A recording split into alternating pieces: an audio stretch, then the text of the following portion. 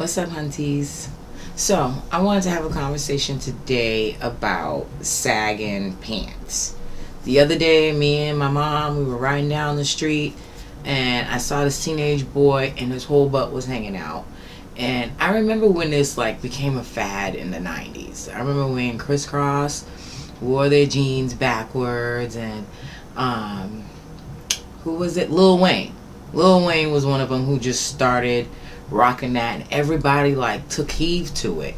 But there is such a dark history behind it. I didn't know until I had the conversation with my mom about it, and it actually goes all the way back to slavery. Back in slavery days, man. I mean, so many things in the black community, they go back to slavery. And we try to make these things positive, a lot of them, like the N-word. And it just don't work. We need to stop trying to make something negative positive, because N-word, sagging jeans, it's just terrible. The white slave masters essaying black men. That's what the sagging comes from originally. It's called breaking a buck. 1 second. No, excuse me. It's called buck breaking. That's what it's called. They used to call the horses bucks, so it came from originally from the horses, but so then they started calling black men that, they were animals or something. And when they had a black man who was not with everything,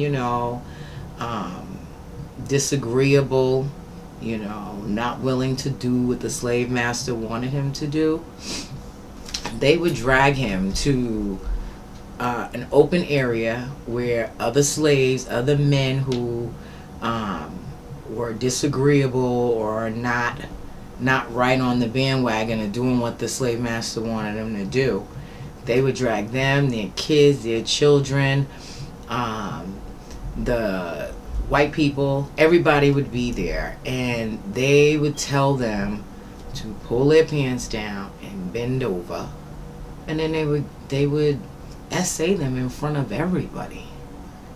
And at the end of doing that to them, they wouldn't give them a belt anymore, and their pants would sag.